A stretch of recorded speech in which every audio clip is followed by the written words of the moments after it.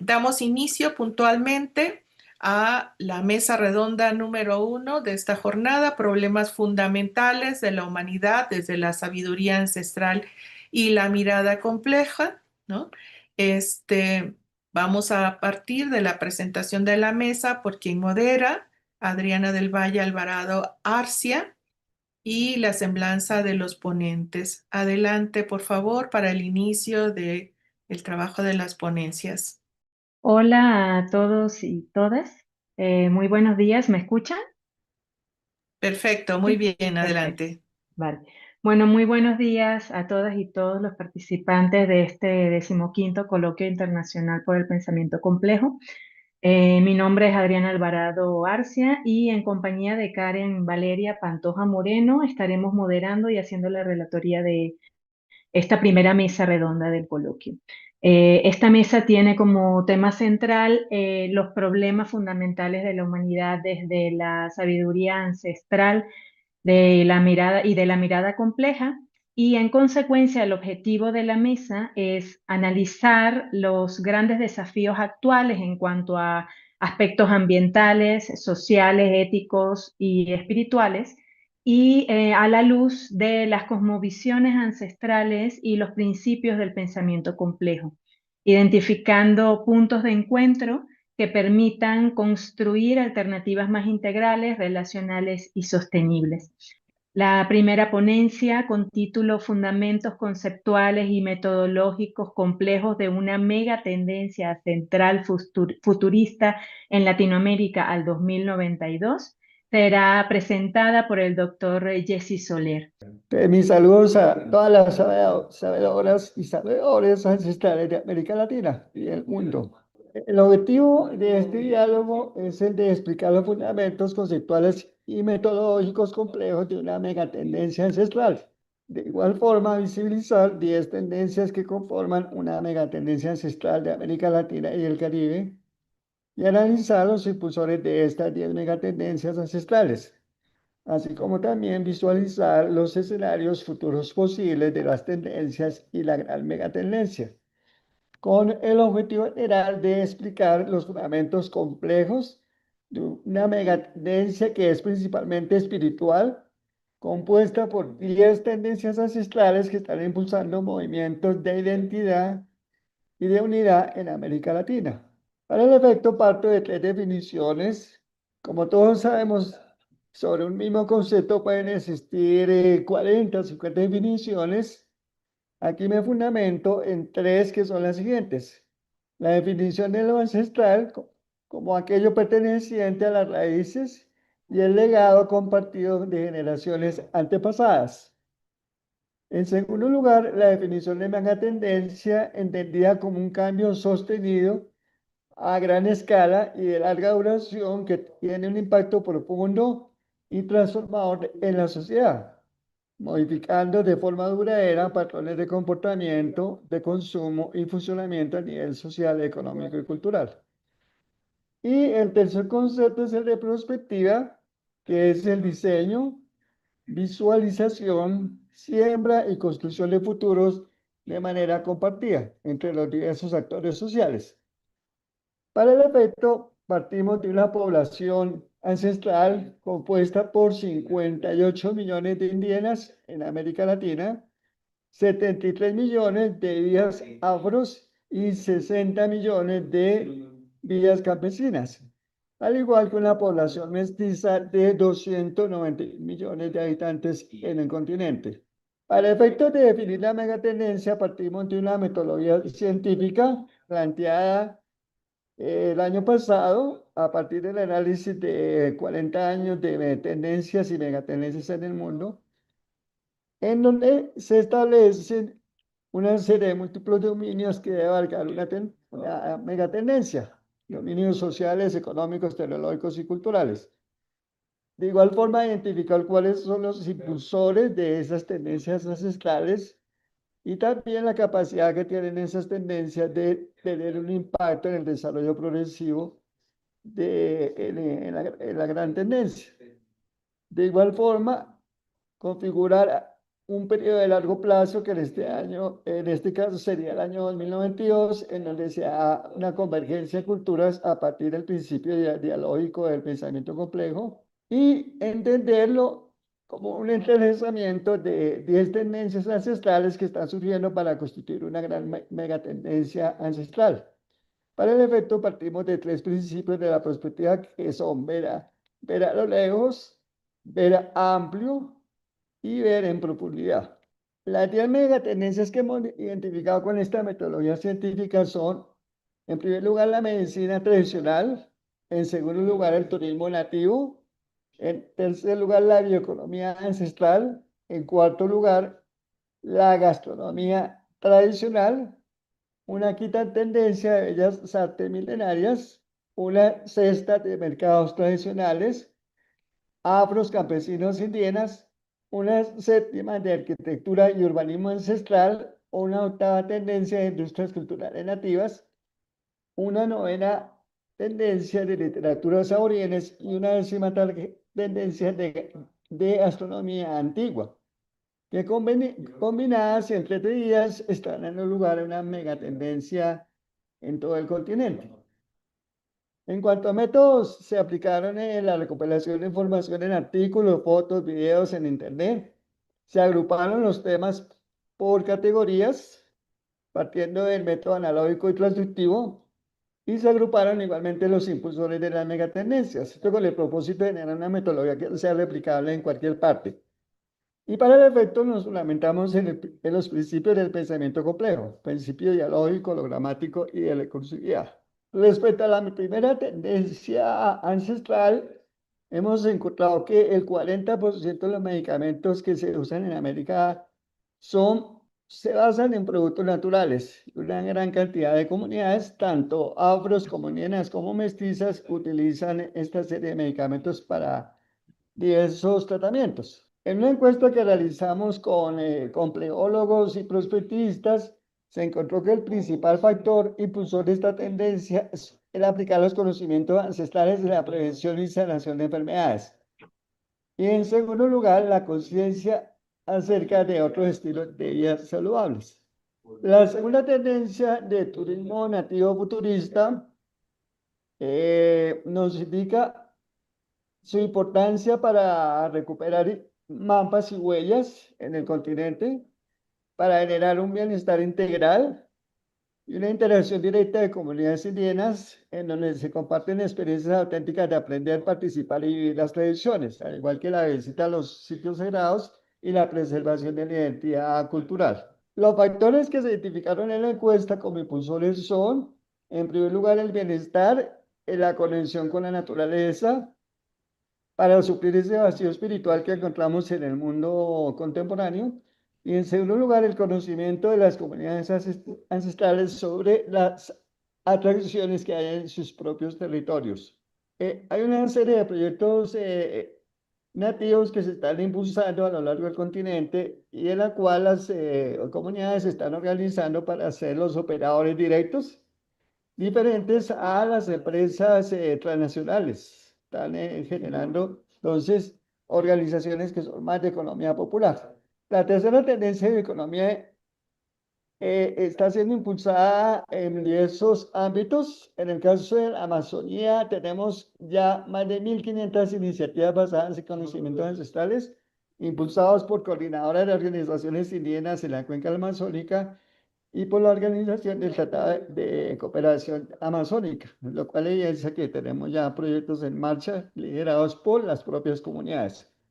Y en cuanto a los impulsores, tenemos en primer lugar el conocimiento tradicional sobre el uso de los recursos naturales y la diversidad. Y en segundo lugar, los diálogos de conocimientos ancestrales y científicos, principalmente con las universidades. La cuarta tendencia es la gastronomía tradicional, que se caracteriza por ser una cultura milenaria, por tener muchas preparaciones de especies, porque revaloriza las culturas, porque tiene unas técnicas culinarias diversas, tanto afros, indígenas y campesinas, una amplia gama de platos tradicionales y unas variantes culinarias muy importantes, hasta el punto de que algunos platos han sido reconocidos con premios mundiales y otros han sido considerados como patrimonio de la humanidad.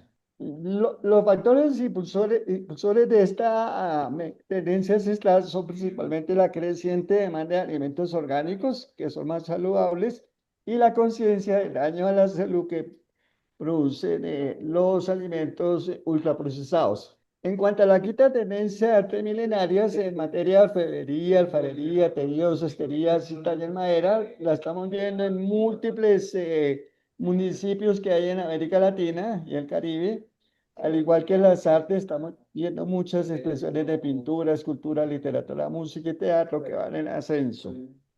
El principal factor impulsor de esta tendencia es la importancia de las expresiones artísticas tradicionales en formar la identidad y la unidad cultural, que es el elemento del eje que está caracterizando estas tendencias, y ser un atractor de actividades de turismo.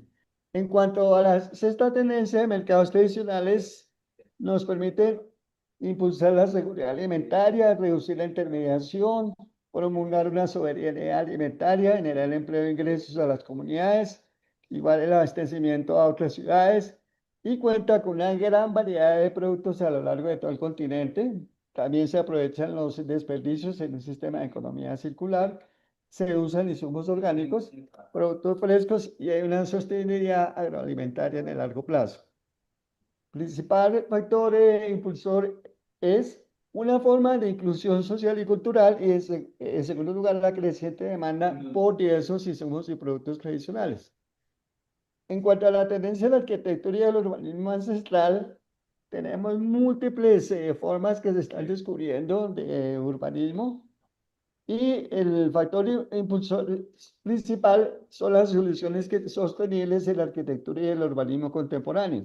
En segundo lugar, la conexión de las construcciones ancestrales con las entidades culturales que nos están dando unos modelos de urbanismo muy diferentes a los que conocemos en la actualidad, que son modelos, los modelos ancestrales son mucho más humanos y generan mucho más bienestar.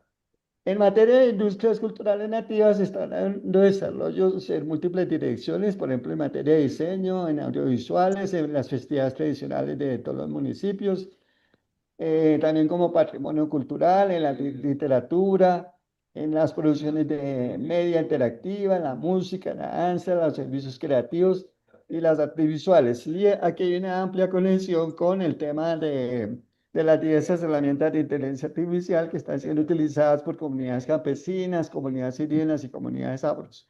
La novena tendencia de industrias culturales nativas está vinculada sobre todo con impulsores por la posibilidad de las comunidades de entrar en nuevos escenarios para dar a conocer su identidad y por el creciente interés de las industrias culturales por las culturas tradicionales. En cuanto a la literatura aborigen, en cuanto a la tradición oral, se están expandiendo el conocimiento de los mitos, los relatos, las leyendas, la poesía y las canciones de América ancestral.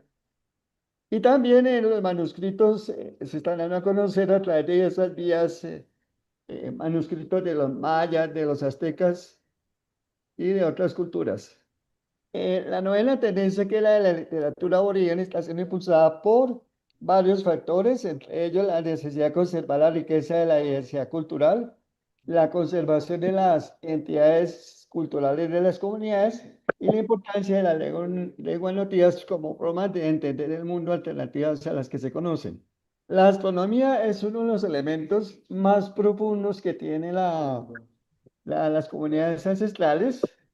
Vienen de años y años, milenios de observación del cosmos y la naturaleza, como lo observamos en este calendario Sicuani, en donde tenemos cómo a medida que se van moviendo las constelaciones en el cielo van ocurriendo fenómenos en la Tierra, en la naturaleza y en los animales. Vemos en la parte izquierda el nacimiento del año con las Pléyades, el inicio del verano, y a medida que vamos girando hacia el lado derecho, van apareciendo otras constelaciones y se van moviendo diversas actividades de la naturaleza y de los seres humanos, representadas esas constelaciones por unos canastos que tienen diseños geométricos hermosos y van indicando cómo van evolucionando los pasos del cosmos, la naturaleza y la humanidad. Principal factor de esta tendencia es la curiosidad por el saber de las culturas ancestrales, de las relaciones del ser con el entorno y la investigación e innovación científica. Entonces tenemos que todas estas tendencias ancestrales se entretejen de diversas maneras, dando lugar a una mega tendencia con múltiples posibilidades de desarrollo y múltiples posibilidades de intercambio de identidad entre todas nuestras culturas.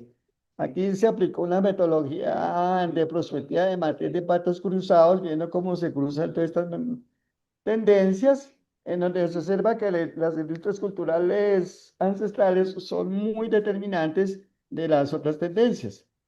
También encontramos que la bioeconomía ancestral tiene impacto sobre las otras y la literatura oral también, a medida que es una forma de preservar los conocimientos a lo largo del tiempo. Doctor Ahora, Yesid, le quedan 3 minutos. perfecto. Respecto al escenario actual de impactos, que se consultó a las diversas comunidades tanto ancestrales como científicas, y se determinó que en primer lugar, en la actualidad el turismo nativo está liderando este proceso, en segundo lugar la medicina tradicional y en tercer lugar la gastronomía tradicional. Ya las otras tendencias tienen un lugar menor, como por ejemplo las artes milenarias, los mercados tradicionales, la economía, las industrias culturales, el urbanismo, la literatura y la astronomía. Y en un escenario futuro, se consultó a las comunidades y se encontró que la medicina tradicional se espera que sea la que más impacto vaya a tener en el largo plazo. En segundo lugar, el turismo y en tercer lugar, la gastronomía. Estas son como las tres tendencias que están liderando ese proceso de transformación para el bienestar, al igual que la bioeconomía ancestral. En quinto lugar se encuentran los mercados ancestrales, luego siguen las artes milenarias, el urbanismo ancestral, las industrias culturales, la astronomía antigua y las literaturas aborígenes. Hay diversas formas como podemos impulsar esta megatendencia ancestral, estableciendo diálogos respetuosos con las comunidades, adquiriendo sus productos y servicios, divulgando los premios recibidos por las comunidades, fomentando la unidad de las tendencias ancestrales.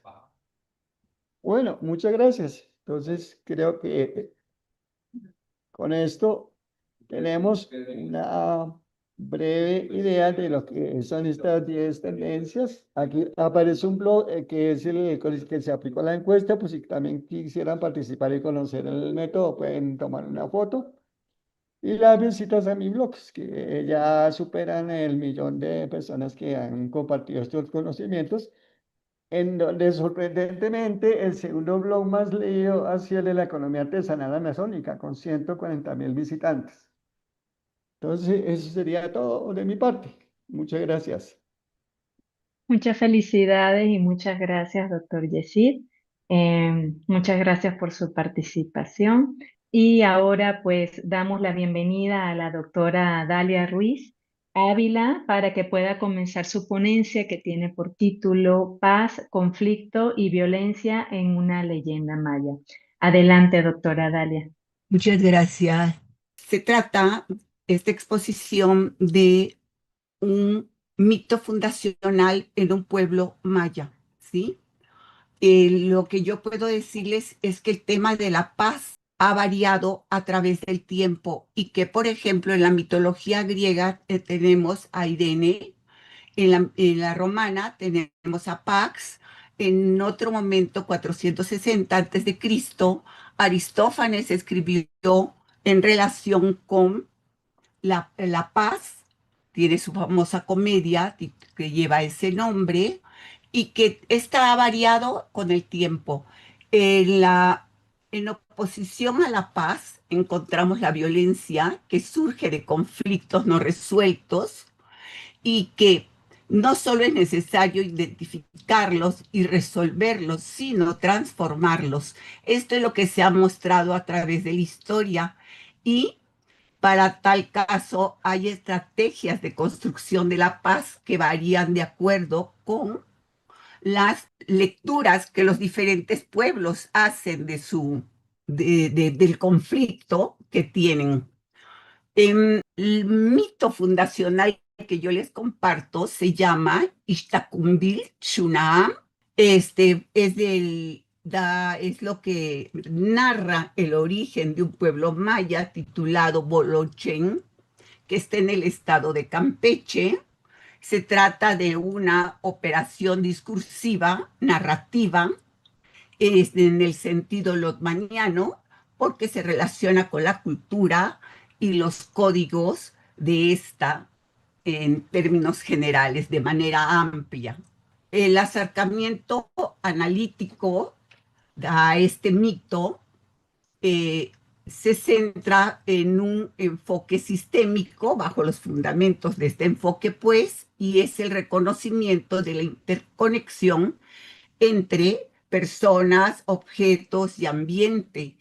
En el mito se muestra una lucha de este pueblo por evitar la violencia detectada en el conflicto y construir caminos de vía alternativa hacia la paz. Campeche, Bolonchen de Rejón, perdonen, está ubicado en el estado de Campeche, pertenece a un municipio denominado Jopelchen, que forma parte de la región de los Chenes de este estado, y es una población, Bolonchen es una población de 4.500 habitantes en el que existe un alto porcentaje todavía de hablantes de maya, un bilingüismo permanente entre el maya y el español. Originalmente este pueblo no se denominaba Bolonchen de Rejón, sino que se llamaba Bolonchen Ticul. Este nombre se lo ponen por un personaje de nombre Crescencio García Rejón, que fue el que en la Constitución del Estado de Yucatán enfatizó la necesidad del juicio de amparo. Lo importante de esto es que Bolonchen es un topónimo maya compuesto por dos vocablos de esta lengua, bolón, que significa nueve, y chen, que significa pozo. Se relaciona con el mito fundacional de Ixtacumbil Shunam, en cuanto que este, este vocablo maya significa señora escondida. A grosso modo les cuento que el mito fundacional de esta narración, descripción, ¿sí? Es el resultado de un pueblo en busca del agua. El pueblo tenía mucha necesidad de agua y tenía como jefe a un mancebo, a un guerrero muy valeroso que se había destacado en la guerra, que se enamoró de una doncella muy bonita y esta doncella fue escondida por su madre y el hombre se vuelve loco, se olvida de la guerra, se olvida de todo y pone todo su empeño por rescatar a la doncella. Perdón, el pueblo, como lo admiraba, lo querían, colaboró, se nota la participación comunitaria, la participación individual y todas estas acciones vinculadas con la naturaleza, con el respeto y a la naturaleza, las vías pacíficas. No hay un enfrentamiento con la madre que esconde a la doncella, y después de muchas fatigas, el hombre logra encontrar a la doncella en el fondo de una gruta. Esta doncella es la representación del agua y actualmente pues en este pueblo se le venera como si fuera una diosa, y el pueblo desde entonces vive tranquilo y feliz porque el agua no le falta. Incluso cuentan que en las noches pueden ver al mancebo en el fondo de esa gruta acariciando a la doncella, al agua. A grosso modo les he contado lo que de manera poética representa este mito que persigue conseguir el preciado líquido y que además de la poética converge con ella la imaginación, sin preocuparse por la falsedad o por la verdad, sino únicamente por la verosimilitud. La concepción de paz de estos pueblos ancestrales, pues está basada en la armonía. ¿Por qué? Porque en este pueblo no existe una concepción de paz, o sea, como tal, no está escrita la palabra paz no es explícita. Lo que sí es explícito es una armonía colectiva, un equilibrio social estrechamente vinculada con la cosmovisión y las prácticas sociales. Por ejemplo, la interacción entre los participantes, el fortalecimiento de la cultura y el respeto por la naturaleza. Las ciudades mayas participaban en la guerra por control de recursos, por control de territorio, por diversos motivos participaban. Y en el mito se cuenta que el guerrero era, que este guerrero se había forjado en las guerras que habían tenido en otros momentos. Esto parecería contradictorio, ¿sí? Eh, Porque si estamos diciendo que se trata de evitar la violencia en este pueblo ancestral, pues parecería contradictorio y nos brinda pautas para cuestionar, más allá de la participación en la guerra, la búsqueda del equilibrio social, si éste se orientaba hacia el interior de la comunidad únicamente. Es un cuestionamiento que dejo abierto, no lo sé, pero en este mito los seres vivos desarrollan su autonomía en dependencia con su ambiente y su cultura, ¿sí? Hay acciones en pro de la paz, como destrabar el conflicto, contradicciones, un rapto que da como consecuencia, que da como resultado el encuentro del agua que el pueblo requería, y también enfrentan un fenómeno complejo al abordar dialógicamente dos términos que en apariencia son contradictorios, ¿sí?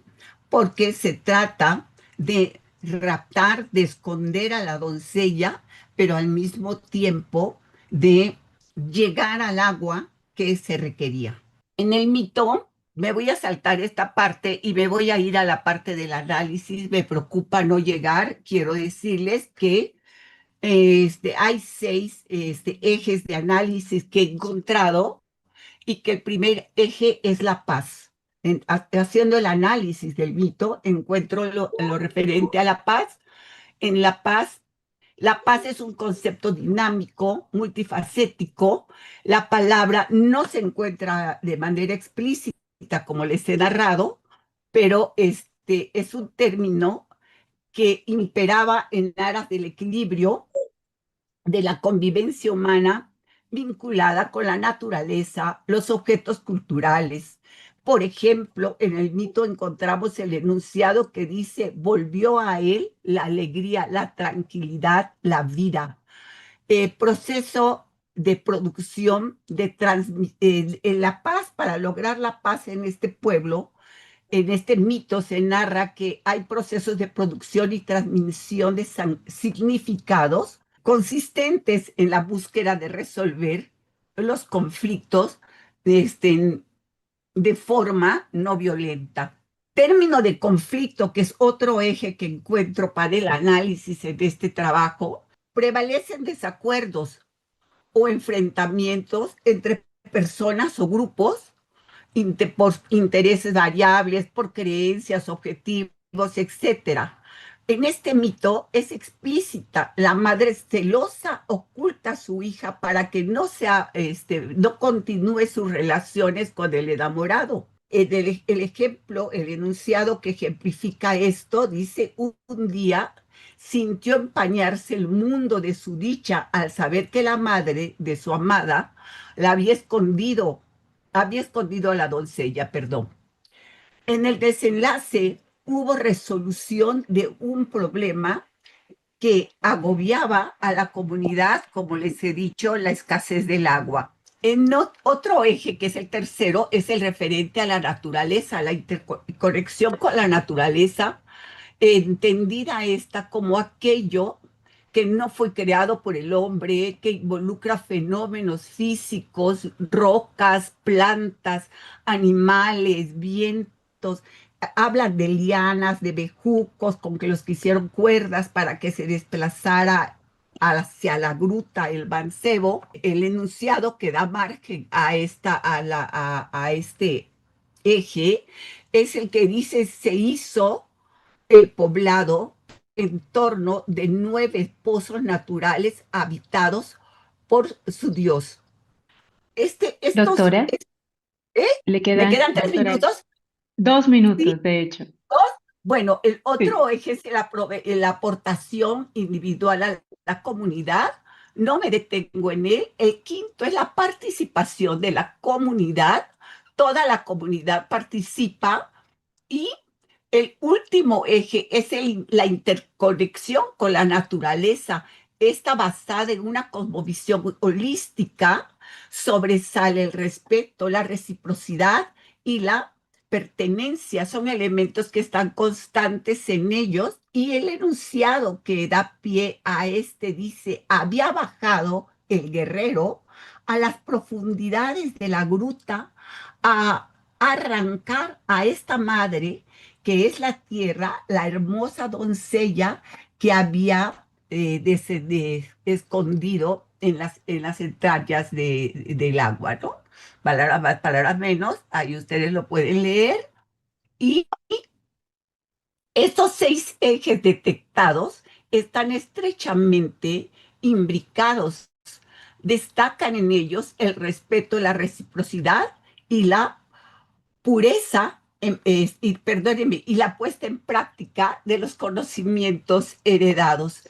A manera de conclusión, yo puedo decir que el pensamiento mesoamericano ha de revelarse en múltiples acontecimientos que dan cuenta de la cultura y sus nexos con la paz. Que la reflexión basada en el pueblo de Bolonchen, su vínculo con la naturaleza a partir de la existencia del agua, da origen a su nombre, y que en el mito de esta fundación propicia y confirma el reconocimiento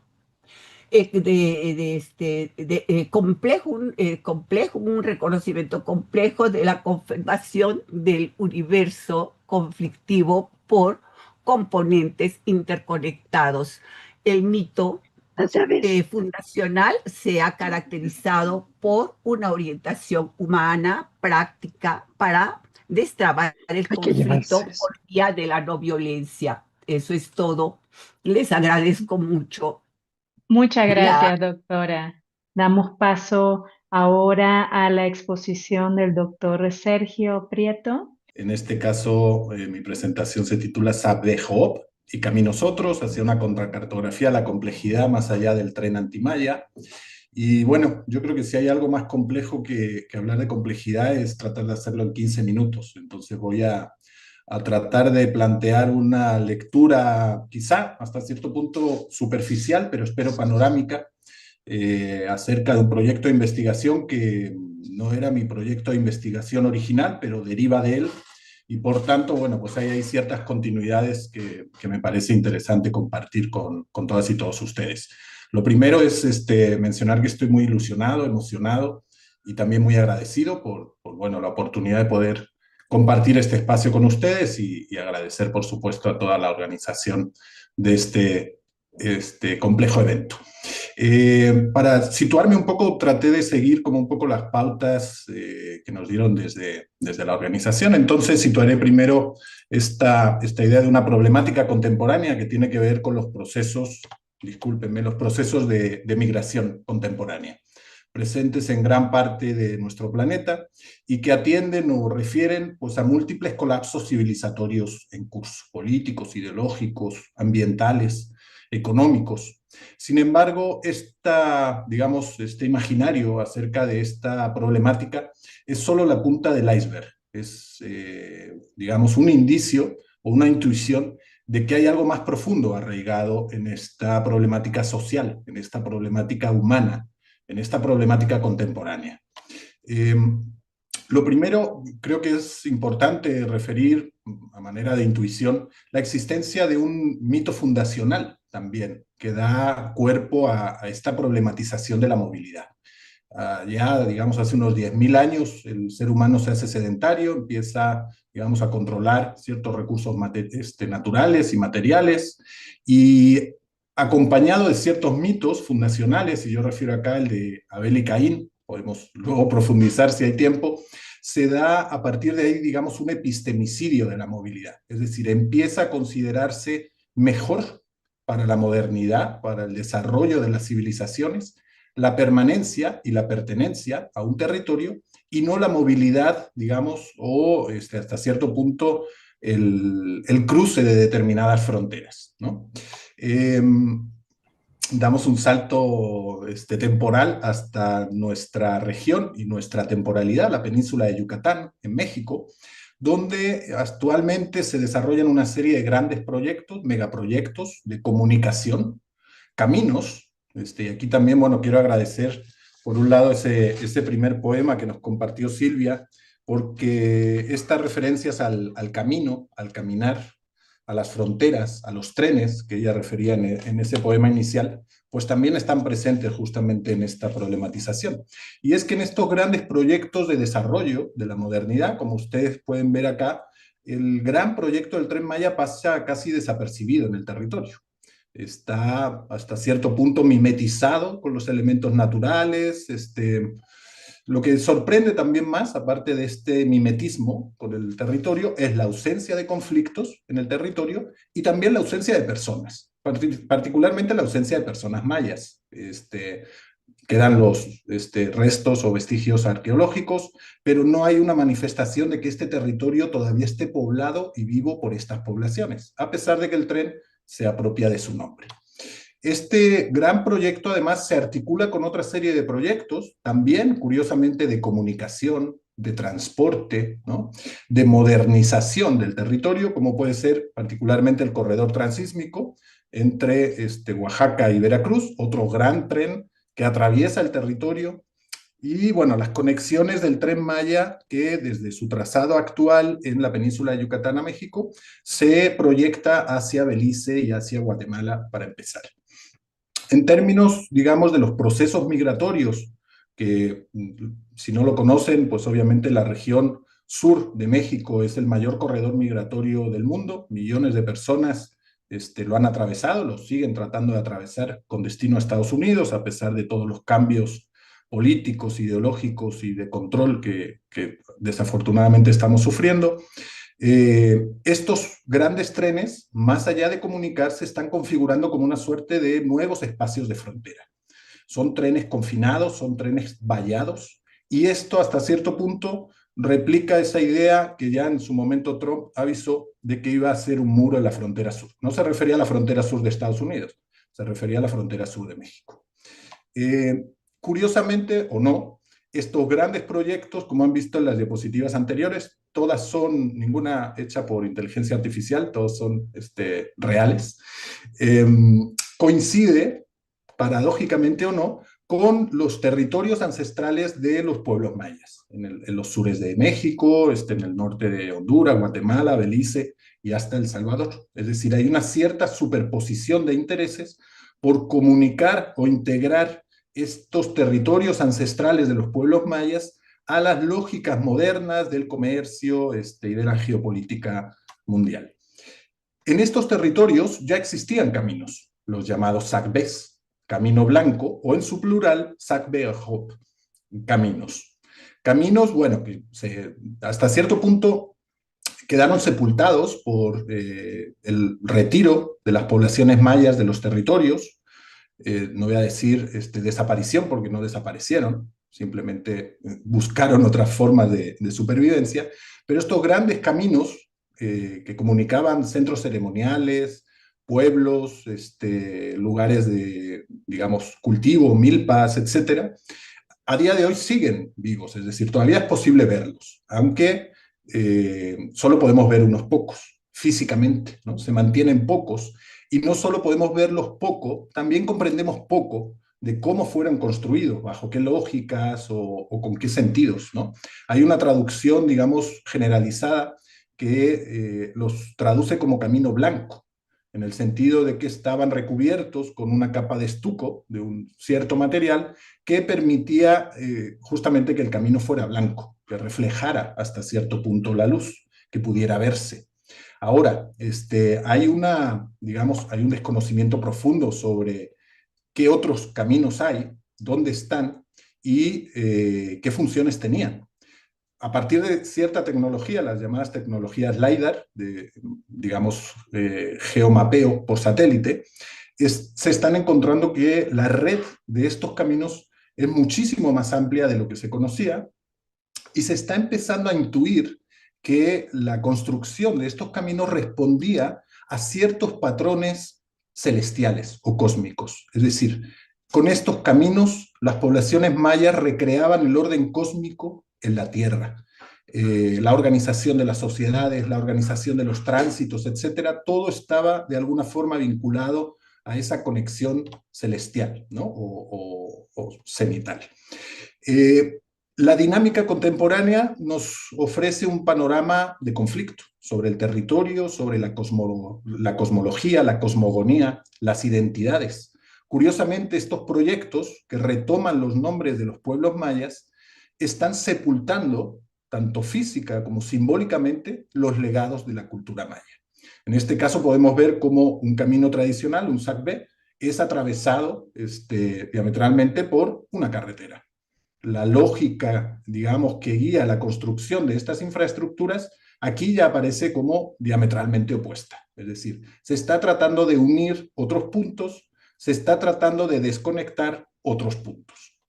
Y esto está íntimamente imbricado en la política pública actual de México en la frontera sur, hasta el punto de que ciertas políticas públicas, bueno, no solo el Tren Maya, Renacimiento Maya, Santuario Maya, es decir, toda la política pública actual en la frontera sur, en la península de Yucatán, se apropia del término, de la noción, del concepto de lo maya, para resignificarlo hacia sus propios intereses. Y entonces esta política, por ejemplo, en los caminos ancestrales, réplica un poco de la idea de los SACPES, lo que está haciendo es sepultar los caminos antiguos, modernizarlos, concretizarlos, y como pueden ver en las imágenes, hasta urbanizarlos, hacia el comercio, hacia el consumo, hacia el turismo. Mi aproximación un poco desde lo teórico, conceptual, ontológico, hacia este camino a la complejidad, viene de otros referentes. Como digo, yo no soy especialista en estudios complejos ni en complejidad, pero digamos que la complejidad, me he topado con la complejidad en el análisis de estos procesos habitualmente tratados como no complejos, ¿no? Mis referentes teóricos vienen desde la modernidad, colonialidad o la anticolonialidad y los estudios subalternos con perspectiva latinoamericana, con, digamos, estos anclajes y estos rizomas hacia el posthumanismo, el perspectivismo amerindio, y a partir de ahí, digamos, que se va elaborando y vamos tratando de elaborar un análisis complejo alrededor de estas imbricaciones entre el pasado y el presente, entre lo material y lo simbólico, entre los pueblos y los estados, entre el movimiento y la inmovilidad. Esta, digamos, perspectiva contemporánea del sepultamiento y el sometimiento de las identidades, los pueblos, las culturas y las cosmogonías mayas o ancestrales, porque esto seguramente se repite, no seguramente, seguro, en otras latitudes del mundo, no son procesos nuevos tampoco. El desarrollo de infraestructuras en la península de Yucatán, caminos, carreteras y trenes, ha estado siempre íntimamente ligado a la consolidación del sistema económico. Antes, digamos, del tren maya turístico, hubo caminos chicleros, hubo trenes enequeneros y hubo una serie de infraestructuras que trataban de conectar, digamos, y dinamizar los ámbitos económicos en los que obviamente las poblaciones mayas eran y siguen siendo en gran parte subalternas. Toda la configuración del espacio contemporáneo y, digamos, la trayectoria hasta la conformación del espacio contemporáneo viene justamente a replicar este nuevo orden o digamos, viejo proyecto también del colonialismo, del eurocentrismo, de controlar, producir y someter a los territorios y a las personas que están en los territorios, ¿no? A las que, paradójicamente, pues en muchos casos se las desplaza. Bueno, no paradójicamente, también con un sentido, ¿no? El sentido justamente de estas infraestructuras es, por un lado, expulsar a poblaciones que pueden ser resilientes o resistentes porque están ancladas en sus raíces a ese territorio, y al mismo tiempo atraer otras poblaciones foráneas que no van a tener esa raíz con el territorio, que no van a saber qué implica un cenote, que no van a saber cuáles son, digamos, las dinámicas culturales que dan sentido y poder decir carnita a ese territorio. Entonces acá, bueno, planteo así también muy sucintamente esta oposición entre las lógicas subyacentes, en muchos casos desconocidas de los Sablejo, de los caminos de la mayanidad, frente a estas nuevas infraestructuras, trenes de la modernidad. Y hay, como se ve, pues posturas totalmente antagónicas, incluso desde el desconocimiento, o más bien desde el conocimiento que todavía tienen las comunidades, que no está sistematizado, no está escrito, no está automatizado, pero sigue vigente, sigue transmitiéndose. Estos caminos, bueno, justamente, y no quiero entrar mucho como en los detalles para no extenderme en el tiempo. La De hecho, doctor, le conceptualidad... quedan 3 minutos. 3 minutos, bueno, muy bien. Simplemente me gustaría como dejar planteada cómo los caminos, digamos, antiguos, los Sablejo, hasta cierto punto son una recreación de la creación. Es decir, la recreación en la Tierra del orden cósmico, la forma en la que caminando uno recrea los mitos fundacionales de la cultura. Es decir, hay una conexión íntima, espiritual y profunda entre el ser humano, el camino como infraestructura y el orden cósmico en general. Mientras que estos grandes nuevos proyectos vinculados al turismo, con una cierta otra lógica, están hasta cierto punto creando la recreación en el sentido del divertimento, el desorden hedonista del turismo frente al orden divino, cosmológico y socioambiental de los caminos antiguos. A partir de, digamos, este marco de complejidad, nuestra propuesta en este proyecto es poder plantear justamente darle una redefinición a conceptos, a categorías, a ideas que vienen justamente del diálogo transdisciplinar. Y entonces tomamos la noción de vórtice, que viene de las ciencias duras, de la mecánica de fluidos, de esta idea que tenemos como de un huracán, de una tormenta, de una articulación entre corrientes de aire o de líquido, para volver esa vista atrás y reivindicar lo orgánico de la movilidad frente a lo sistemático de la migración.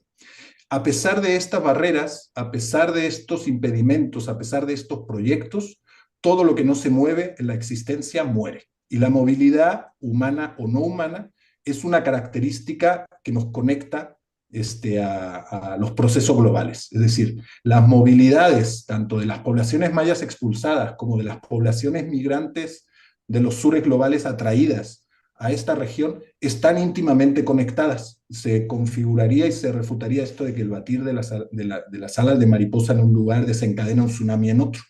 Para entender la realidad de nuestros territorios y nuestras transformaciones es necesario tener esta perspectiva más amplia que consiguen otras ciencias, a veces no las ciencias sociales, de ver la organicidad del movimiento frente a los problemas migratorios. Esa sería una, digamos, propuesta desde lo teórico conceptual, la noción de vórtice en su diálogo con las ciencias sociales, y la segunda, que es metodológica, tiene que ver de la idea de pasar del mapa convencional, de los mapas clásicos, de las coordenadas cartesianas, del mapa como un instrumento de poder, como un instrumento también hegemónico, que nos permite o no representar determinados elementos, pasar de la idea de mapa a la idea de la cartografía de la complejidad, donde de repente los territorios se pueden representar de formas múltiples, diversas, no geolocalizadas, no coordenadas, y no con los referentes epistémicos o metodológicos que hemos tenido hasta ahora.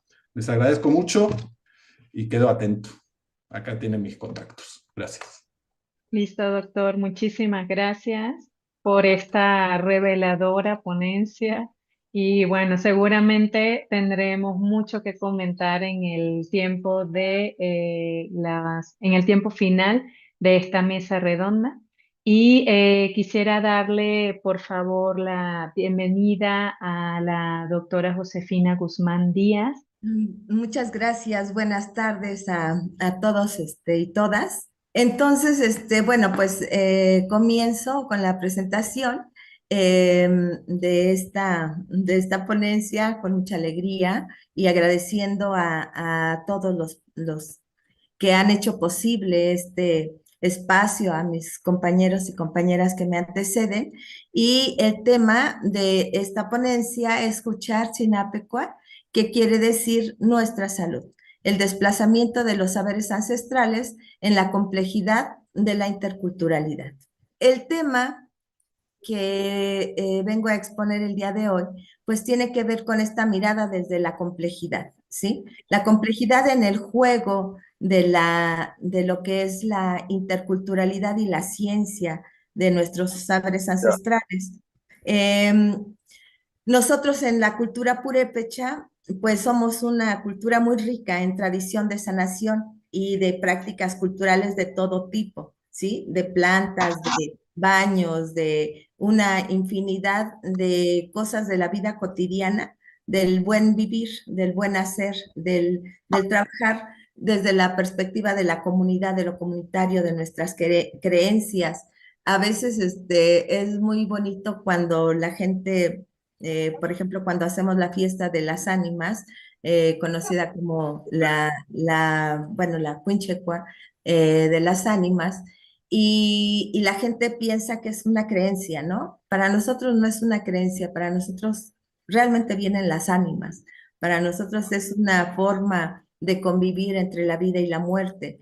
Y parte de lo que es importante de este trabajo es como este diálogo que se da entre la interculturalidad, entre estos procesos de sabiduría, de lo que es el buen vivir, de lo que es el estar bien, de lo que es la convivencia, el respeto, los valores y todo lo que tiene que ver en nuestra cultura y cómo se empieza a dar estos discursos, estas políticas públicas que nos asignan a los pueblos originarios una marca de pobreza, ¿sí? Y entonces, ¿qué es ser pobre? Ser pobre es no tener hospitales, ser pobre es no tener escuelas, ser pobre es no tener, no sé, luz, agua, todo esto. No quiero meterme en el asunto de los derechos humanos, pero sí me quiero meter en el discurso complejo de la pobreza, porque en realidad si nos construyeran a los pueblos originarios como pueblos ricos, como pueblos que tenemos tradiciones, que tenemos lengua, que tenemos medicina, que tenemos fuego, que tenemos tierra, que tenemos cultivos y todo lo que nos hace ricos y no centrar en una pobreza artificial y construida por el capitalismo, donde a lo mejor tener un territorio donde cultivar la tierra, un territorio donde producir comida, donde producir plantas, donde tener vivienda, es ser pobre frente a una cartera vencida, un vehículo confinado al banco, una hipoteca, tarjetas de crédito, un encierro en una oficina, qué sé yo. Ese es es el sujeto al que se opone esa pobreza, ¿no? Entonces, sin afectar los derechos humanos de los pueblos originarios, el derecho a los servicios públicos, etcétera, las políticas públicas deberían de tener una mirada desde el territorio, desde lo lingüístico, la medicina, lo espiritual, el arte y todo lo que también han comentado ya los compañeros y compañeras que me han antecedido.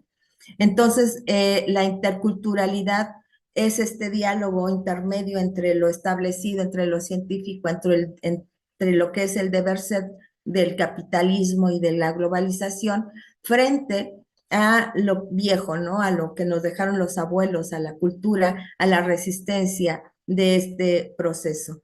Entonces, aquí la complejidad es ese proceso que nos permite significar, es ese proceso que nos permite estar en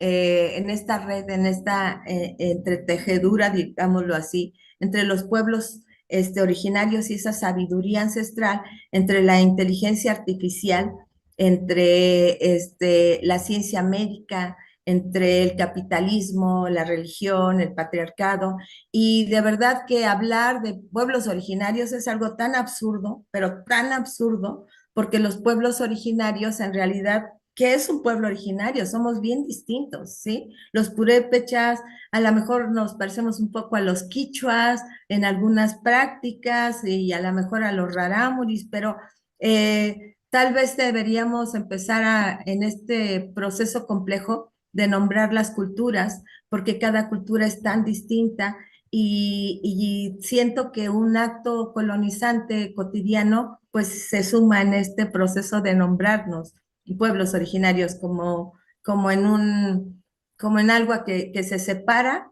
de este pensamiento eurocéntrico, pero que tampoco da cuenta de manera compleja, de manera real, de lo que es nuestras culturas, ¿no?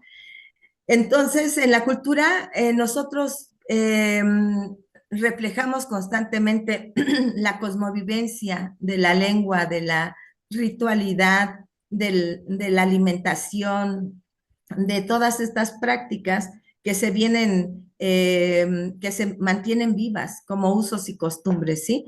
Y siempre se da un continuo. Cuando hablamos de complejidad, complejidad, complejidad, me gusta el texto de complejidad, como decía Lotman, ¿no? Un texto de textos, y que nos va llevando de la palabra, ¿sí? De la palabra que guarda también el concepto, ¿sí? Y la episteme, ¿sí? Entonces, la palabra nos remite al argumento y el concepto nos lleva a la solución del problema, mientras que el episteme nos lleva a los distintos puntos de vista desde la cosmovisión, la cosmovivencia y la cosmología armónica que nos permite negociar con esa realidad que tenemos. Entonces, hablar del tópico del conocimiento ancestral, el pensamiento complejo en el reencantamiento del mundo, me parece maravilloso porque entonces tenemos esta idea de lo que es la realidad, ¿no? Y que nosotros en la cultura purépecha lo reivindicamos a partir del Juchar Huinapicua, que es nuestra lucha, ¿no? Lo que nos da identidad, que se plasma en la ceremonia del fuego nuevo o en la bandera purépecha, ¿sí? Que expresan profundamente la Kashumbikwa, que es la Kashumbikwa, perdón, que es los valores, ¿sí? Eso que nos conecta con la naturaleza, con lo espiritual, con la comunalidad, con la ritualidad y más allá con lo humano. ¿Y qué es para nosotros lo humano? Como purépechas es todo lo que está, ¿sí? Todo lo que está vivo y para nosotros no es una piedra, no está muerta, está viva. Entonces, humano es todo aquello que nos conecta con el ser, ¿sí? Entonces, algunos conceptos de esta cosmopercepción son el mirar, y Shepan, que quiere decir cómo miro y cómo aprendo, ¿sí? Enseñarse, Aritpen, que quiere decir la práctica, pero siempre es bilateral, ¿sí? El dialogar, el hablar con los ancianos, Tataquiericha. En el ámbito de lo significativo, la Quinchecua, que es este espacio en el que todos convivimos, la fiesta, ¿sí? La fiesta es la fiesta de las ánimas, es la fiesta del maíz, es la fiesta de los saberes, pero siempre está en el centro la fiesta, que también se vuelve un híbrido con la religión. Y lo de los cargos, ¿no? Cuando tenemos iterecuecha, que es es esa forma organizativa de a quién se le dan los cargos.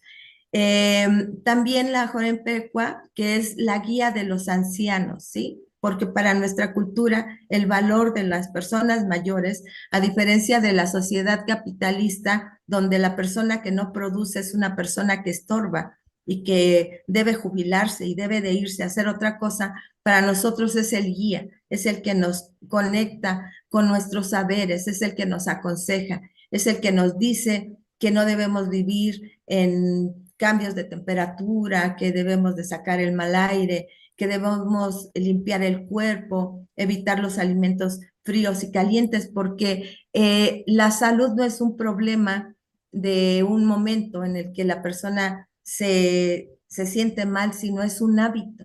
Y dicen los abuelos y las abuelas que siempre tenemos que enseñar a los jóvenes y a los niños porque el proceso de aprendizaje es constante. Entonces, en este proceso de la salud, la cultura purépecha parte de la vida, la sipecua, ¿sí? La huenspecua, el amor, la picuarecua, que son los sentimientos, curanecua, que es el odio, pamenchecua, que es algo así parecido al estar mal, al que hay una dolencia, ¿sí? No existe el término de enfermedad como tal, pero sí existe el término de que le duele algo, un dolor como genérico, no necesariamente que exista un dolor, sino que algo está en desequilibrio. La tzitzicua, que es el gusto, la atracción, desde esta perspectiva amorosa y discursiva. Entonces, en nuestra cultura también hay un montón de limitantes porque hay un lenguaje prohibido. Por ejemplo, cuando una mujer está en su proceso de menstruación o gestación o en el climaterio, no puede asistir con un hombre, tiene que estar con una sanadora o con una médica. Y eso a veces la medicina científica no lo entiende, ¿no? Te ponen al médico y la mujer, el marido, la cultura se opone a que sea una persona que no esté validada por la cultura. Tenemos un montón de expresiones también que nos llevan a entender el desequilibrio, que nos llevan a reconocernos en esos procesos. Y quiero destacar esta que es la Yuperata, que es una enfermedad que para nosotros los purépechas es importante y que en el español podría ser algo como una emoción, pero se trata de un desequilibrio hepático y del orden de la vesícula. Cuando hay este proceso de enfermedad, como decimos nosotros, de dolencia, es porque la persona está en desequilibrio y hay que atenderle el cuerpo físico, que tal vez para una persona médica sería un desequilibrio mental, ¿no? Se trataría con un psicólogo y todo, nosotros lo atendemos con plantas y con hierbas. Entonces, la salud y la cultura te quedan 2 llevaría, minutos. ok, nos llevaría a la dicotomía entre enfermedad y salud, ¿sí? Y donde entraríamos en este proceso de lo ancestral, que integra el bienestar como un equilibrio con la persona, la naturaleza y la comunidad. La interculturalidad nos lleva al diálogo de saberes y la ciencia nos lleva al monólogo inmanentista, donde justifica todo por sí misma. De manera que lo ancestral sería esa resistencia que tenemos los pueblos originarios de mantener nuestros usos y costumbres, de mantener nuestra vida en comunidad, y lo intercultural sería ese diálogo entre lo científico y lo ancestral. ¿Cuál es el problema aquí? El problema es que lo intercultural se funda en el centro de la lengua dominante, de la cultura dominante que es el español. No hay interculturalidad con los mayas y los purépechas, los mijes, los tzotziles, los quechuas, los blackfoot. Hay una centralidad, esa interculturalidad es un mecanismo desde mi perspectiva muy cuestionable, lo sé, de seguir la colonialidad y seguir desplazando. En este esquema brevemente se ponen en el centro lo científico, en el centro lo intercultural o en el centro los saberes ancestrales, y tendríamos que tener un proceso de reconocimiento, ¿sí? De manera que ese reconocimiento se diera desde la perspectiva de los pueblos originarios, cómo sentimos, cómo vivimos las noticias, cómo vivimos la cultura, cómo sentimos la comunidad, y no solamente el discurso científico que nos dice si es real o no es real, ¿sí? Entonces quisiera cerrar más que con una afirmación, con preguntas, ¿no? Si es posible que en algún momento se pudieran homologar las enfermedades del español a la lengua, si la ciencia médica podría detectar esos males físicos y reconocerlos, ¿no? Como el miedo, el susto, la brujería, las ánimas, el mal aire, etcétera. Y si podría aceptar que es incompetente para tratarlas, que son cosas que puede tratar los saberes ancestrales. Y si es pertinente integrar todos los contenidos a estos programas de enseñanza y de cosmovisión, respetando estos saberes y sin poner en el centro la valía de una cultura y el menosprecio, o al menosprecio de ella, o la valía de la ciencia como algo, y que de pronto entonces hay esa tensión entre, no queremos lo científico porque lo científico nos lleva a desplazar nuestros saberes de las plantas, nuestros ritos, nuestros usos y costumbres en el nombre de la ciencia, y al revés, ¿no? Como lo ancestral como algo no válido, como no científico, como un problema de salud. Entonces, solo dejaría hasta aquí pensando que las políticas públicas en realidad no toman en cuenta a nuestros pueblos, a nuestras autoridades, a nuestros ancianos, a nuestros usos y costumbres. Y con esto cierro.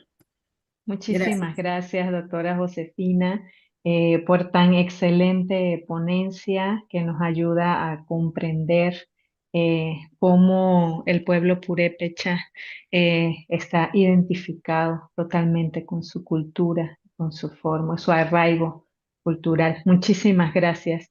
A partir de este momento vamos a empezar a hablar, a establecer un diálogo entre todos para poder hacernos preguntas, comentarios, etcétera.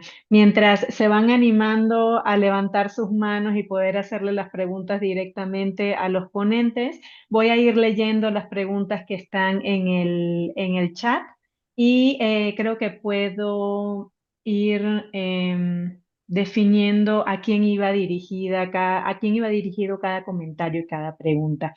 En la exposición del doctor Yesid, la doctora María Elena Rúa Beltrán indica que es muy interesante la exposición porque nos lleva a reconocer que los diálogos de puente no son simples encuentros entre tradición y modernidad.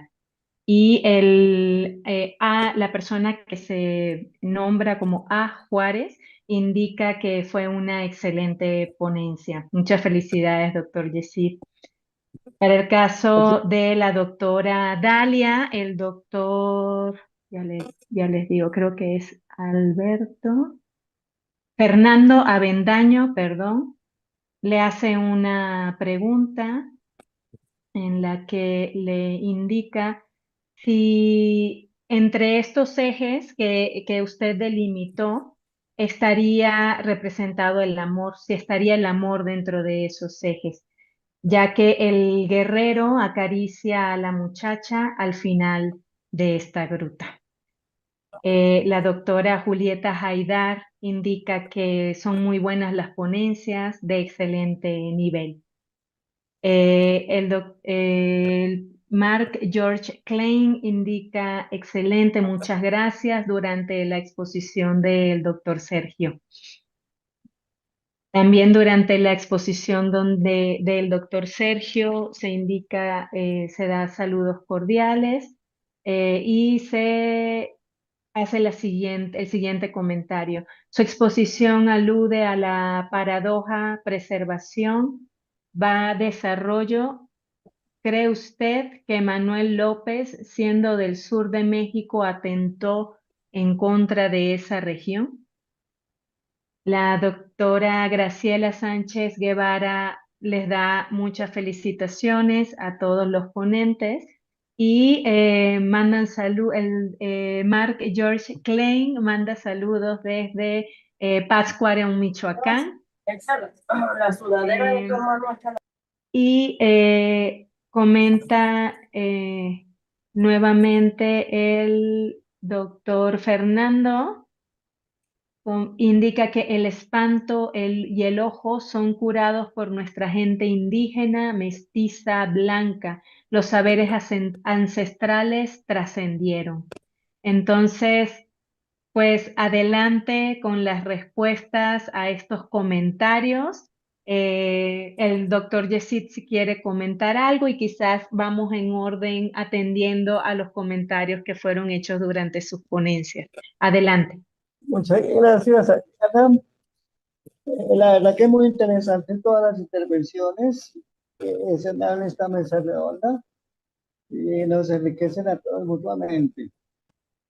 Yo retomo los comentarios que se han hecho acerca de la gran riqueza que tenemos en América Latina, la gran riqueza ancestral, que es una riqueza tanto material como inmaterial y que nos sirve para proyectarnos hacia el futuro con una gran diversidad de formas de expresión cultural, de expresión artística y de formas de experiencia en un entorno en el cual los modelos económicos preexistentes y los modelos que hay en la actualidad han llegado a su límite. Hay una gran insatisfacción espiritual con el modelo etnocentrista y con el modelo eurocentrista. Entonces, las culturas ancestrales dan la posibilidad de abrir nuevos horizontes en múltiples direcciones y ese va a ser nuestro gran aporte a la humanidad de aquí en adelante, también que todos impulsemos ese proceso. Gracias. Muchísimas gracias, doctor Yesid. Pasamos con la doctora Dalia, que le preguntan si uno de los ejes que pudo identificar en su investigación representa al amor. No puse esos ejes, puse 6 ejes, no puse ese eje, el del amor. Y ahora voy a explicar por qué. Puse 6 ejes, puse paz, aunque como dije, no es un término explícito, así paz, ni una traducción a la lengua maya, sino que lo que se maneja es equilibrio social, armonía colectiva. Después puse el de conflicto. Posteriormente puse naturaleza y el cuarto es aportación individual a la comunidad. El quinto es el de participación de la comunidad y el sexto es interconexión con la naturaleza. En estos 3 últimos está presente la reciprocidad, una reciprocidad por amor.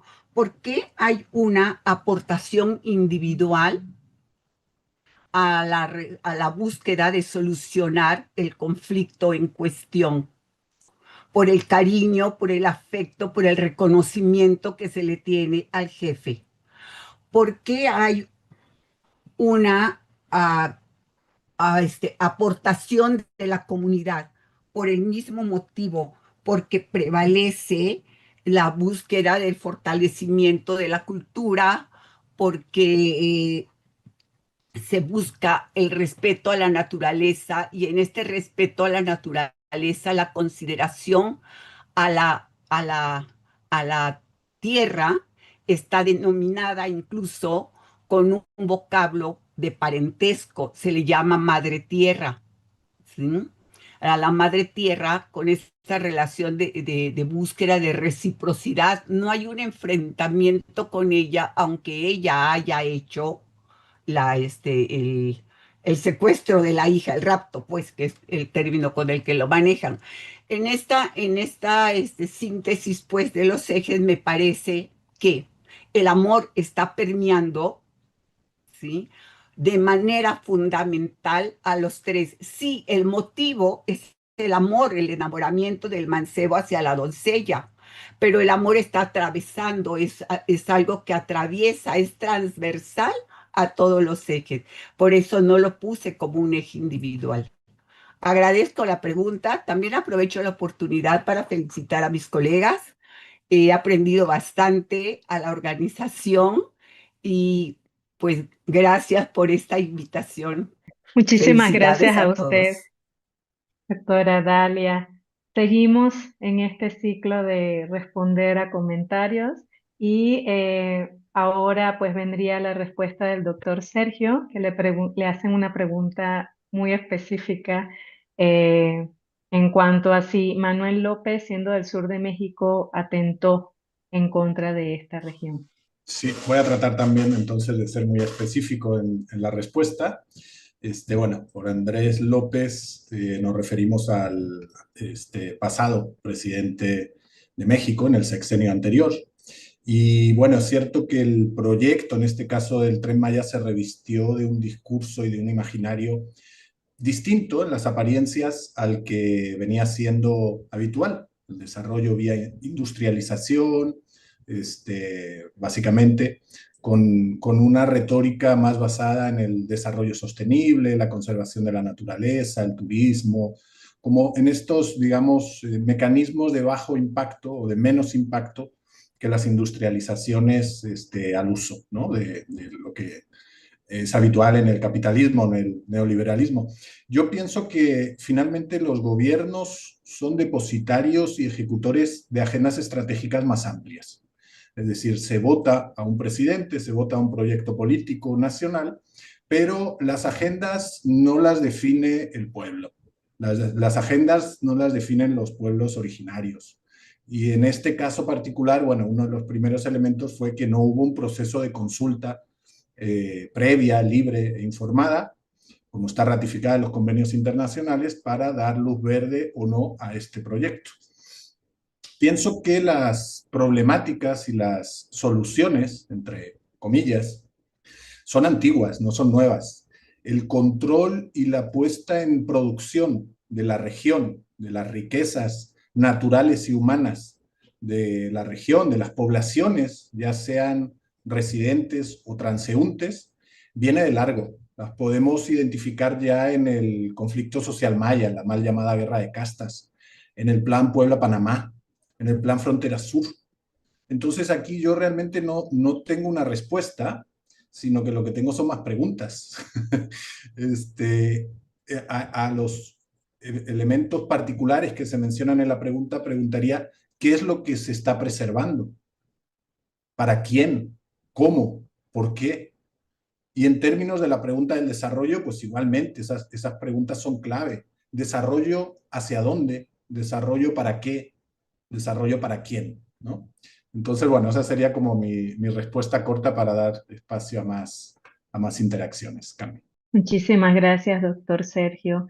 Y bueno, siguiendo con estos comentarios, hay un comentario para la doctora Josefina. Le agradecen y le indican que me parece que pone un punto muy importante en relación a que muchas veces las mismas herramientas que tiene Occidente para nombrar debe revisar su punto de partida para cuestionar sus bases. De lo contrario, sus propias herramientas de intervención pueden ser coloniales, capitalistas y patriarcales. Totalmente de acuerdo, ¿sí? Totalmente de acuerdo, porque finalmente los pueblos originarios estamos inmersos en un mundo muy complejo, ¿no? Sale uno a las calles de las poblaciones, están llenas de comida chatarra, que se sustituye por una comida, sana. Estamos rodeados del crimen organizado, estamos,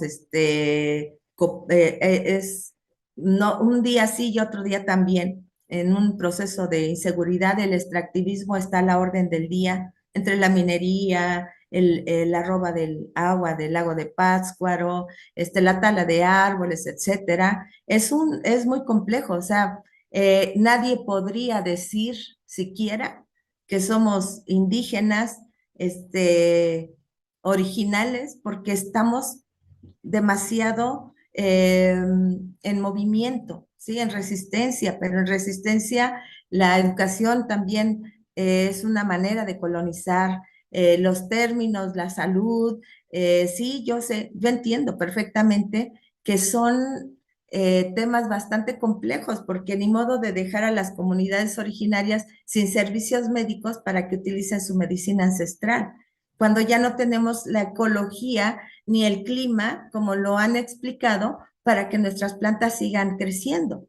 Ya tenemos un cambio, los aguacateros han cambiado el sistema y la ecología. Entonces, si una planta, por ejemplo, tenemos en Michoacán la salvia, tenemos más de 300 variedades de salvia, es el lugar creo que del mundo, si no estoy equivocada, donde se produce más salvia. ¿Y qué está pasando ahora con los aguacateros? Que está cambiando el clima y nuestros hongos y nuestras plantas medicinales estamos en crisis. Claro que sí, por supuesto que estamos en estas herramientas, este discurso es un discurso complejo, bastante complejo, porque no podemos negar lo que está sucediendo con el gobierno, ¿no? No podemos negar todo este proceso que por un lado es bueno de las becas y todo eso, pero por otro lado no nos deja a un lado que la gente quiere una formación para centrarnos en este proceso colonizante, ¿no? La lengua cada vez se pierde más, los usos y costumbres. Ahora se enferma mucha gente de cosas que antes no se enfermaban. También hay enfermedades que la medicina tradicional ya no cura. Ujú. Entonces sí, estoy de acuerdo con los comentarios y todo esto es parte de este sistema de complejidad. Y muchas gracias por los comentarios. Gracias a mis compañeros y compañeras. Qué bonito tener este espacio para dialogar desde otro punto de vista. Gracias. Muchas gracias, doctora Josefina. Y bueno, siguen los comentarios y las aportaciones desde YouTube y desde acá, desde Zoom. Quisiera comentarles, hay una pregunta para la doctora Dalia Ruiz desde YouTube. Arturo Montoya Hernández indica que me parece muy relevante reconceptualizar la manera en que entendemos la paz, sobre todo cuando predomina la paz del más fuerte y de las armas. Mi pregunta sería, ¿cómo dialogan estos elementos simbólicos del mito en el concepto moderno de paz, donde el Estado-nación es central y garante de la manera en que se gestiona la paz? Adelante, doctora Dalia. Mire, yo actualmente este trabajo es producto de una investigación que sigo en la que estoy retomando el significado de paz, ¿sí? Desde diferentes perspectivas, es decir, viéndolo como un objeto multidimensional, multifacético, en términos de diferentes tipos discursivos y diferentes materialidades lingüísticas que lo atraviesan también. Estoy trabajando esto porque de paz podemos hablar todos. Habla el Estado, habla el discurso religioso, hablar, podemos ver en los mitos fundacionales. En el momento que empecé a exponerlo, trabajé desde los griegos, los romanos, hay comedias, en todos lados en nosotros podemos encontrar estas expresiones de paz desde el Estado. Sin embargo, hay una divergencia, algunos cruces también convergentes en términos del significado de la paz. De ahí la pregunta de cómo se manifiesta en las culturas ancestrales. Este es un tema sobre el que a mí, señor Montoya, me gustaría seguir profundizando porque, como dije en conclusiones, estoy segura que en otras expresiones, mitos fundacionales, pues de manera particular, que son los que me interesan, está presente el concepto de la paz, ¿sí? Está presente ese símbolo no explícito. Lo que a mí me llama la atención es que no haya un nombre para denominarlo, sino que esté visto desde una perspectiva colectiva, esté visto desde un equilibrio, ¿sí? Algo que nos llevaría a reflexionar actualmente en relación con lo que es el discurso del Estado, principalmente, en términos de lo que acontece en este momento, ¿no? En el que estamos inmersos en una guerra, en catástrofes, en desastre, y este equilibrio social, esta armonía colectiva, no la tenemos. Por el momento es lo que podría decirle. Muchísimas gracias, doctora Dalida. Y siguiendo con los comentarios desde YouTube, Arturo Montoya nuevamente hace una pregunta para el doctor Sergio. Esta pregunta dice lo siguiente, ¿qué relación tendrían categorías como raza o etnia en la configuración de estas fronteras y espacialidades simbólicas? ¿Cómo se reproduce o disputan esas espacialidades? Adelante, doctor Sergio. Otra pregunta sencilla. Bueno, yo diría que se relacionan de una forma íntima y estructural, ¿no? Atravesada o complejizada por las transformaciones de nuestro mundo contemporáneo. Yo diría que, bueno, para empezar tenemos que trascender la idea de la frontera como un elemento estadocéntrico que señala o pone diferencias entre uno u otro estado, nación o país, y la idea también de la frontera como un elemento material, ¿no? Sino que más bien son dinámicas, son herramientas, son tecnologías también, por qué no decir, que se replican en múltiples ámbitos, en territorios no estrictamente fronterizos. Creo que la complejidad en torno a este debate es clave porque, bueno, hoy mismo no podemos decir que sea lo mismo una persona racializada, rica o pobre, hombre o mujer, o con diversidad de género o orientación sexual. Hay como tal nortes en los sures y sures en los nortes, y esto pues justamente nos invita a repensar la idea de las fronteras y de las diferenciaciones que habitualmente remite este concepto, ¿no?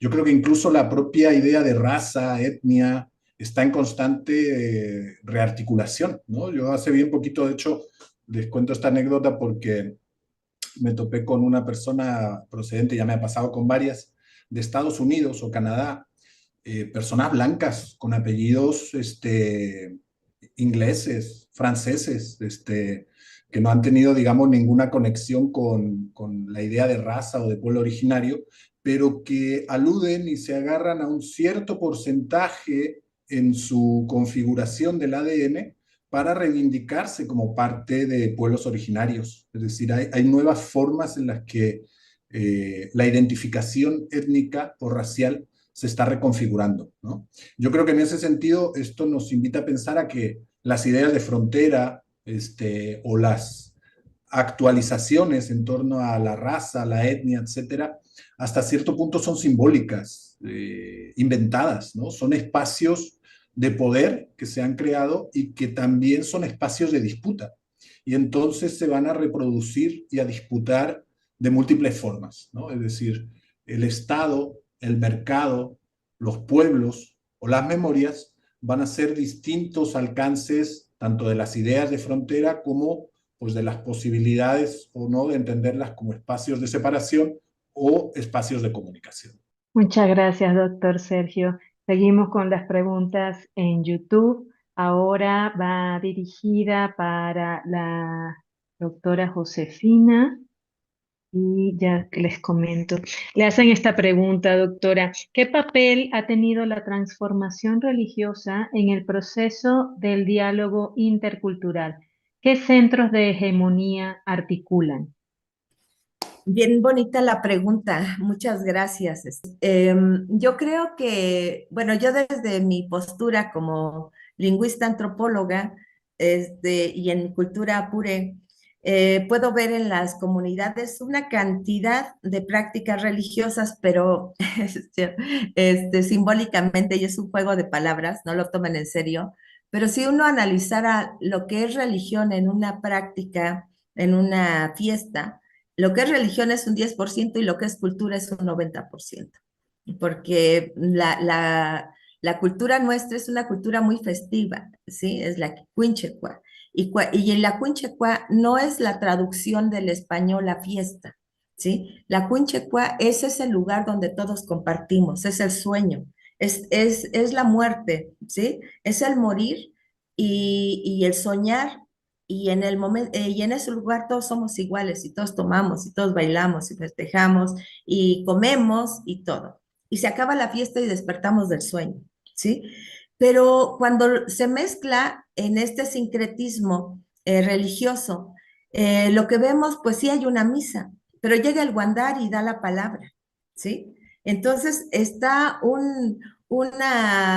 se hace el bautizo, pero antes del bautizo se hace la procesión y va la gente presentándole al niño, a la comunidad, y se presentan los rumbos, y va la sanadora y sahuma el espacio. O sea, creo que desde una perspectiva, yo no soy religiosa, lo digo abiertamente, pero para mí es fascinante, fascinante ver ese nodo de sentido que tiene la fiesta patronal, por ejemplo, ¿sí? Y las prácticas religiosas, y por otro lado, la riqueza de esas fiestas que tienen en el centro la religión, pero no puede uno ver solo religión. Hay rezos, sí, el canto, las bandas musicales, el baile, el jaripeo, los toros, todo lo que sucede en la fiesta, y que es algo es un diálogo intercultural, porque se da, por ejemplo, yo tengo estudiantes de muchas comunidades de aquí de la región purépecha, de muchas más de las que conozco, y todos coinciden, ¿no? Es muy bonito escucharles cuando dicen, expresan Tata Juriata, o Tata Dioshi, o cuando empiezan a decir y a pelearse por cuál sí es, cuál no es. Hay una defensa muy profunda, y también hay una práctica religiosa tan diversa como cada uno de los pueblos que conforman la nación purépecha. Pues creo que eso tendría para decir, con mucho cariño. Muchísimas gracias, doctora Josefina. Quedan muchas preguntas en el tintero. Hay preguntas que están siendo pasadas, ¿no? Desde YouTube acá al chat, para que ustedes, los ponentes, puedan tener la posibilidad de responder directamente allí en el chat, si es su gusto. Y creo que podría llegar a suceder porque hay muchas preguntas que van a quedar, sin responder, al menos en esta etapa de la mesa redonda. Quisiera yo invitarles a la sesión de la tarde. Estaremos hablando nuevamente acerca de los problemas fundamentales de la humanidad desde la sabiduría ancestral y de la mirada compleja. Vamos a tener 4 ponencias más. Entonces, habrá mucho tiempo este día para poder desarrollar este tema y poder seguir dialogando. Les abrazo, les felicito y les doy las gracias por habernos compartido parte de su conocimiento y poder hacernos comprender o desvelar quizás algunos temas que no habíamos visto o de los cuales no habíamos establecido los tejidos que están inmersos entre ellos. Y eso es parte también de la complejidad que vivimos actualmente. Les doy muchísimas gracias a ustedes, los ponentes, y a las personas participantes que han enriquecido este diálogo y este conversar acerca de este tema.